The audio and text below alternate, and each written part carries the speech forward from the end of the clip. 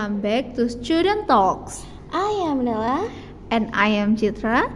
Today we're talking about something every student has probably faced at least once: punishment at school. Yeah, like being told to stand outside the class, clean the yard. Alright, I will not be late again 100 times. Right, but have you ever wondered, does punishment actually make students more disciplined? Or does it just make them afraid of their teachers? That's a good question.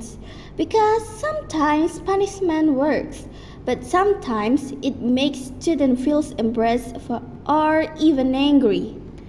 Exactly. I remember one time in junior high, a classmate of mine was punished for coming late too often. The, the teacher made him sweep the schoolyard every morning for a week. Oh yeah, that kind of punishment feels fair, I think. It teaches responsibility without hurting anyone. Yes, that's the point. Discipline should educate, not humiliate. But some teachers still think the only way to make students follow rules is being really strict or even using physical punishment. True, and that's where things start to go wrong. Strict punishment may stop a student from breaking rules for a while, but it can also create fear or resentment.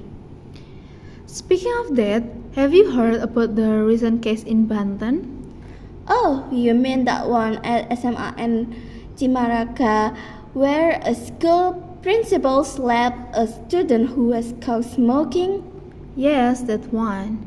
The student was found smoking behind the school, and the principal punished him by slapping him in front of others.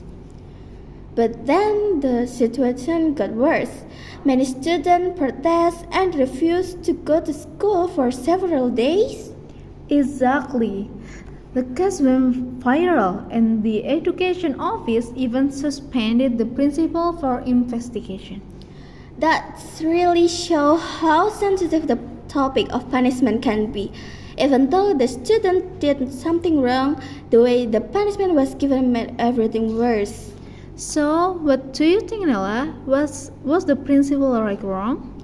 I think the intention was right to teach discipline, but the method was wrong. Violence can never be a solution. It only creates fear, not respect. I totally agree. Punishment can be effective if it teach something meaningful, but in this case, slapping a student doesn't help them understand why smoking is bad. It only embraces them. Yes, instead, the teacher could have asked the student to attend a counseling session or maybe do community service or even make a short presentation about the danger of smoking. That would have been much better. It's still a consequence, but it's educational. It helps students learn from their mistake. And I read that one of the lawmakers said something like, educating must not injure. I really like that sentence. It means we can be strict without being violent. Exactly. Because in this case, the punishment backfired. Instead of making students more disciplined, it made them angry and rebellious.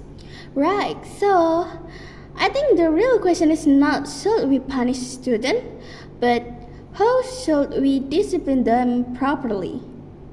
That's a great point. Discipline should focus on guidance, not control. Students need to understand why something is wrong, not just be scared of breaking rules. So maybe we can say that punishment can be effective, but only if it's fair, respectful, and educational. Yes, and physical punishment shouldn't be part of education anymore. Schools can use better methods like counseling, reflection, writing, or social work. Exactly.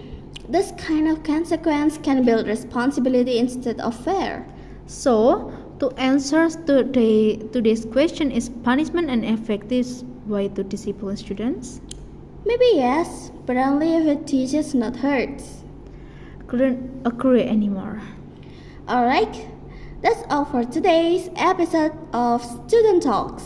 We hope this discussion helped everyone realize that real discipline doesn't come from fear, it comes from understanding and respect. And here I'm Nella. And I'm Citra. Thanks for listening and See you next time.